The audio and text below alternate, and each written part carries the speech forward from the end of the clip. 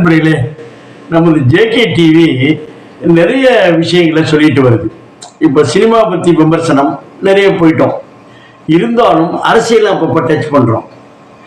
நிறைய அரசியலை பேசுவதற்கு நிறைய பேர் இருந்தாலும் கம்யூனிஸ்டுகளை பற்றி அரசியலில் பேசுறதுக்கு அதை பார்க்கறதுக்கே நாதி கிடையாது. ஆமாம், ஏன்னா ஒரு மிகப்பெரிய இயக்கம் 67க்கு முன்பு அதுதான் தமிழ்நாட்டோட எதிர்கட்சியாக இருந்துச்சு, ஆல் இண்டியா லெவல்லையும் எதிர்கட்சியாக இருந்துச்சு. ஆனால் கழுது தெரிஞ்சு கட்டரும்பாகலாம், அது சித்தரும்பாகலாமா ஆயிடுச்சு. என்ன காரணம்? 64 பிரிஞ்சுது. அவர்களே மரியாதையாக போய் என்ன பண்ணாங்க, எதிர்கட்சியாக இருந்தவங்க புதிதாக வந்த கட்சிக்கு போய் ஒரு இடதுசாரிகள் போய் என்ன பண்ணிட்டாங்க, திமுக கூட சேர்ந்து ஆட்சி அமைக்க வழி பண்ணாங்க. ஆனால் அவங்க என்ன பண்ணாங்கன்னா, ஆட்சிக்கு வந்த உடனே மரியாதைக்குரிய கலைஞர் அவர்கள் அந்த கம்யூனிஸ்டுகளை ஒழிப்பதற்கென்று மிகப்பெரிய திட்டங்கள் தீட்டி அதற்கான அந்த பகுதிகள் வாழ்ந்த பகுதிகளில் காவல்துறை அதிகாரி நேரடி கட்டுப்பாட்டில் எடுத்துக்கொண்டு அவர் பொதுப்பணித்துறை அமைச்சர் அந்த காலத்திலேருந்து வேலை பண்ணார். அதற்கான இதுகள் வேற. இப்போ அண்மையில் என்ன பண்ணா, தலைஞாயிறு என்ற ஒரு ஊர் இருக்கு, நாகை மாவட்டத்தில் தலைஞாயிறு என்ற ஒரு ஊர், வேதாரண்யம் தாலுக்கா தலைஞாயிறு. அங்கே போனோடனே ஒரு குறிப்பிட்ட இடத்துல போய் என்ன பண்ணாங்கன்னா, ஒரு பெரிய தலைவர் என்னாச்சுன்னா 2-3 தடவை எம்எல்ஏ இருந்தவர் வடிவேல் என்று, கம்யூனிஸ்டில் மிக முக்கியமான பணி. அவருக்கு நினைவு நாளா ஆளால அவருடைய 3 பெண்களும் பொங்கச்சோறு வச்சுக்கிட்டு ஒரு பையன் பொங்கலுக்கு முந்தி செய்கிறாங்க. நண்பர்களே, ரொம்ப கேவலமான ஒரு சூழ்நிலை. அதாவது இந்திய சுதந்திர போராட்டத்துக்காக போராடின சுதந்திர போராட்ட தியாகிகளுக்கு பென்ஷனு நினைவிடங்கள் வைக்கிறார்கள். அதே மாதிரி மொழிப்போர் தியாகிகளுக்காக அது சொல்லியாச்சு, மொழிப்போருக்கு அவங்களும் கட்சிக்கு சம்மந்தம் இல்லைன்னு அண்ணாவே சொல்லிவிட்டாரு. அவர்களுக்கு ஒரு நினைவோ அவருடைய பிள்ளைகளுக்கு வாரிசுகளுக்கு வேலை, அது மாதிரி சில ப்ரொவிஷன்ஸ் பண்ணிட்டாங்க. வேலை அடுத்த அவ்வளோ நினைவு மண்டபம் பண்ணிட்டாங்க. அதை விட சமுதாய போராளிகள் என்று பாட்டாளி மக்கள் கட்சிக்காக அரசே நினைவு கட்டக்கூடிய அளவுக்கு இன்ஃப்ளூயன்ஸ் பண்ணி அல்லது அந்த மக்கள் மீது அபிமானத்தை பெற அரசே பண்ணது. கம்யூனிஸ்டுகள் அனாதைகளாக போய்விட்டார் என்பது உண்மைதான். ஏனென்றால் வரக்கூடிய தலைவர்கள் இப்போ இருக்கக்கூடிய அவங்க பொழப்பை பார்க்க வேண்டி கிடக்கு. அதனால் என்ன, ஒரு கட்சி ஆஃபீஸுக்கு போனாக்கா அவர்கள் அரசியல் பாடம் நடத்துகிறார்கள். அமெரிக்காவில் அந்த நாட்டை பிடித்து விட்டார்கள். இந்த அதை பற்றி ஒரு இது, ஹிட்லரை பற்றியும் கட்சி நாற்று பறிச்சுட்டு மூட்டை தூக்கிட்டு வர்றாங்க. அவங்கள்ட்ட போய் பேசினா என்ன அர்த்தம்? ரெண்டாவது, கட்சி வளர்ப்பதற்கு அவர்கள் சந்தா மூலம் தான் வளர்த்து கொண்டாண்டார். என்ன போச்சுனாக்கா, இப்போ கட்சி என்ன பண்ணியாச்சுனாக்கா, அங்கேருந்து 25 கோடி ரூபாய் கம்யூனிஸ்டுகளுக்கு திமுக கொடுத்துச்சு தேர்தல் நிதி அப்படின்னு வந்துருச்சு. அது வரவழைச்சாங்க. என்னென்னா, ஐயா அதை மறைக்க முடியாத பல 100 கோடி 39,000 கோடி ரூபாயெல்லாம் உள்துறை அமைச்சரே சொல்லிட்டு இருக்கிறாரு. அவ்வளோ மேட்டரை மறைக்கணும் 25 கோடி ரூபா பண்ண முடியாது, இழுத்து விட்டார். கலைஞர் பண்ண அதே வேலையை இந்த கம்யூனிஸ்டுகள் போராடுறாங்க, ஆஃப் பண்ணாங்க. அவர்கள் தொழிலாளர் சார்ந்து எந்த போராட்டமும் அவர் எடுப்பதில்லை. ஏனென்றால் ஆளுங்கட்சி கூப்பிட்டு சரி. இதை விட கூடுதலாக எந்த சமுதாயத்திற்காக திருமாவளவனே என்ன சொல்லிட்டாருன்னா, அந்த இவங்கெல்லாம் தூய்மை பணியாளர்கள் துப்புரவு பணியாளர்கள் விஷயத்தை அதெல்லாம் பர்மனன்ட் பண்ணக்கூடாது, பண்ணால் சுயமய என்னையா அது பண்ணிவிட்டாங்க. கம்யூனிஸ்டுகள் கதைக்கு வருவான். அந்த இதெல்லாம் சாம்சங்கெல்லாம் நடக்குது, அதெல்லாம் பண்ணிட்டு நோகாமல் நோம்பு இருந்துட்டு போயிட்டாங்க. ஏன்னா 25 ரூபா கொடுத்துட்டாங்கிறத வெளிப்படையாக சொல்லியாங்க. அது மறைக்க முடியாத இன்கம் டேக்ஸில் அஃபிஷியலாக கொடுத்து இன்கம் டேக்ஸ் வேலை வரவழைச்சு முடிச்சிட்டாங்க. இப்போ விஷயத்துக்கு வருவோம். இவ்வளோ போராட்டம் வெண்மணிலேருந்து 44 பேர் எரிச்சார்கள். அவர்களுக்கு ஒரு நினைவு மண்டபம் கட்டலாம், அரசே கட்டலாம், அல்லது அரசுக்கு ஒரு பரிந்துரை. ஏன்னா 2 கட்சியிலுமே மாறி மாறி கூட்டணி வச்சுக்கிட்டே வர்றாங்க. இவங்க தனியாகவே நிற்கிறது இல்லை.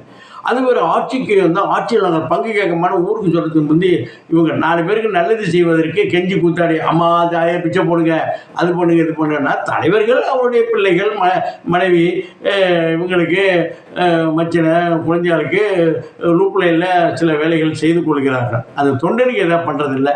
கட்சியை நம்பியிருக்கிறான். போராட்டம் எப்போ வேணும் கொடி பிடிக்கிறதே வேலையாக போச்சு. அவர்களுக்கு தான் சரின்னா நீங்கள் செய்ய வேண்டிய இடத்துல இருப்போம். அது ஆட்சியில் பங்கு. அது வேணாம்.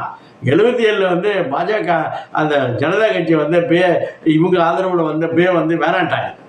எனக்கு வேணாம், நாங்கள் அதெல்லாம் செய்ய மாட்டோம். அடுத்தாப்புல வந்து விபி சிங் 90 சில்லறையில் விபி சிங் வரும்பொழுது மைனாரிட்டி கவர்மெண்ட்டில் வந்து பாஜக ஆதரவு கொடுத்து உள்ளே உட்காந்துருக்காங்க. இவன் வேணான்ட்டாங்க. தமிழ்நாட்டில் என்னாச்சுன்னாக்கா 2006 வந்து அந்த கலைஞர் வந்து அதெல்லாம் நானே எல்லாத்தையும் மொத்தமாக சுருட்டிக்கிட்டு முழுகிட்டு போவேன் அப்படின்னா அப்பயும் கேட்கவே இல்லை. நாங்கள் போராடுவோம், என்னத்தை கிழிச்சிங்க சாம்சங் பண்ணப்போ என்னத்தை புடுங்குனீங்கன்னு சொல்லக்கூடாது, அவனை நாகரிகமாக டீல் பண்ணும். துப்புரவு தொழிலாளர் தெருவில் நின்றுட்டு இருக்கான், எவ்வளோ இந்த 1,00,000 பேர் இருக்க போகிறான், போராடு 1,00,000 பேர் இருக்க போகிறாங்க, அவங்களுக்கு வந்து போராடின்னு வாங்கி கொடுக்க வேண்டியதானே. அதெல்லாம் வந்து அதை வந்து தலையிட மாட்டாங்க. ஏன்னா கூட்டணி தர்மம்மா, கூட்டணி தர்மத்தை போல ஆட்சியில் பங்கு கேட்க வேண்டியதானே. 4 பேர் நல்லது பண்ணலாம்ப்பா, பண்ணுங்க. உடனே அவர்களை முத்தரசனாக கேட்க வேண்டியதில்லை. அவர் திமுகவுடைய பீரங்கி இல்லை, அவர் தொழிலாளர் பிரிவாகவே இயங்க ஆரம்பிச்சிட்டார். அது மாதிரி ஆதிதிராவிடர் பிரிவு என்று இதில் கிடையாது எங்கள் திமுகவில். திருமாவளவன் முடி ஆகிட்டார். இருக்கட்டுங்க, அந்த ஒரு கட்சி நிறைய கட்சிகள் இருந்துச்சுல என்ன பண்ணாங்கன்னா, இது கட்சிகள் பண்ணும்போது சின்னத்தையே பல கட்சிகள் இழந்து விட்டது. இந்த தமீம் அன்சாரி நிறைய பேர் என்ன பண்ண கட்சி ஆரம்பிப்பாங்க, அந்தந்த சின்னத்தில் போட்டு கட்சி, அது மாதிரி எந்த கட்சிக்கு என்ன அடையாளமோ இழந்து கொண்டிருக்கிறார்கள். இப்போ அந்த கீழவன்மணி அது மாதிரி சிக்கலில் பக்கீர்சாமின்னு ஒரு மனிதர், அவர் கூலி அரைப்படி நெல்லும் ஒரு 25 கூலி கூட கேட்டாருங்க, அவரை வெட்டி கொண்டு விட்டாங்க. யார் செய்தது என்பது இன்னொரு தனி எபிசோட். அதை கொலை செய்தவர்கள் எல்லாம் செய்ததை குற்றஞ்சாட்ட, அவர்கள் கொலை செய்யவில்லை என்பது வேற கதை. குற்றம் விடுவிக்கப்பட்டவே கொலை, எப்போ கூலிப்படையை வச்சு பண்ணிவிட்டு நீ கேஸ் வாங்கிடான்னா வாங்கி தானே ஆகணும்.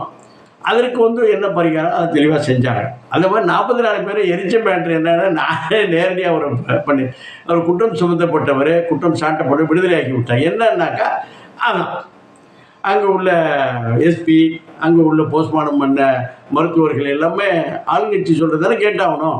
அவர்களை நீதியை நிலைநாட்ட போகிறேன்னு பிறட்டினானா உருட்டி விட்டு போய் அந்த நாட்டை போயிடுவாங்க.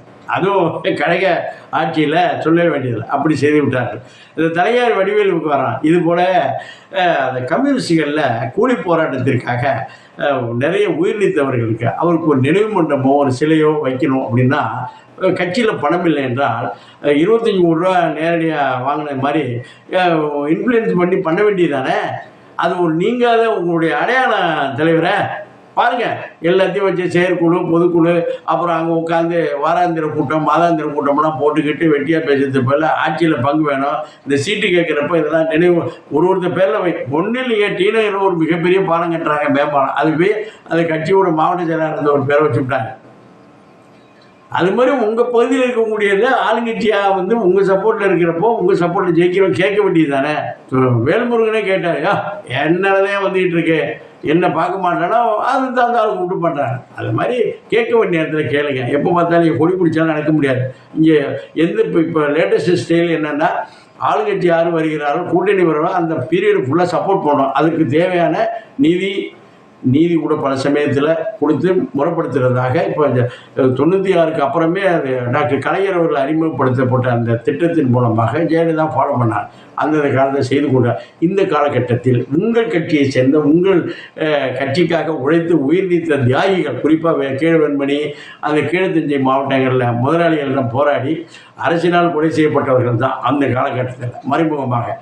அவர்களுக்கெல்லாம் நினைவு மண்டபமும் நினைவாலயமும் ஊர்களுக்கு பேர், தெருவில் பேர் வைக்க சொல்லுங்கள் சார். இங்கே உட்காந்துட்டு மரியாதைக்குரிய சண்முகமாக இருக்கட்டும், இப்போ இருக்கக்கூடிய வீரபாண்டியனாக இருக்கட்டும், மரியாதைக்குரிய எல்லாத்தையும் நாங்கள் புறந்தளிக்கிறோம். யார் எதிர்கட்சி யாராவது சொன்னால் புறந்தளிக்கிறோன்னு சொல்லிட்டு கம்முன்னு உட்காந்துருக்காதீங்க. அவங்க கட்சி வளர்த்துட்டு வேறு லெவலில் போயிட்டுருக்காங்க. அன்றைக்கி வந்து சோம்நாத் சட்டர்ஜி வந்து மத்திய அரசில் கொடுத்தாங்க, அவரே போய் 2 காலை வாரி விட்டீங்க, அவரே வேணாப்பா போயிட்டாச்சு. அப்புறம் பரதன் வந்து உள்துறை அமைச்சர் வரையும் போனாங்க. ஏன் இந்த கீழே உள்ளவங்கெல்லாம் போய் இந்த வாரியம் அதெல்லாம் கேட்க முடியாதா? இன்னொன்று என்னென்னு நேரடி தேர்தல் பண்ணிகிட்டு இருக்காங்க. நேரடி தேர்தல் வந்தால் தான் யார் ஒன்றியமாக இருக்கட்டும், நகராட்சியாக இருக்கட்டும், மாநகராட்சியாக இருக்கட்டும், பேரூராட்சியாக இருக்கட்டும், அதாவது நேரடி தேர்தல் வந்தால் கட்சிக்கு இல்லைன்னா அந்தந்த ஊருக்கு 2 நாங்கள் துணை மேயர், துணைத் தலைவர் கொடுக்குறோம். எத்தனை பேர் கொடுத்தாங்க கழிச்சாங்க. போங்க சார், போய் நேரடி தேர்தல் வாங்க, வாரியம் கேளுங்க, ஆட்சியில் பங்கு கேளுங்க. அப்போ தான் எல்லாமே உண்மையே இல்லாத காங்கிரஸே பண்ணுறப்போ உங்களுக்கு கொடி பிடிக்க 10 பேர் கூட இருக்கிறாங்கன்னா நாளைக்கு நாளானைக்கும் அவங்க கூட எல்லாம் போடுவான். பார்த்துக்க தலைவா ப்ளீஸ்.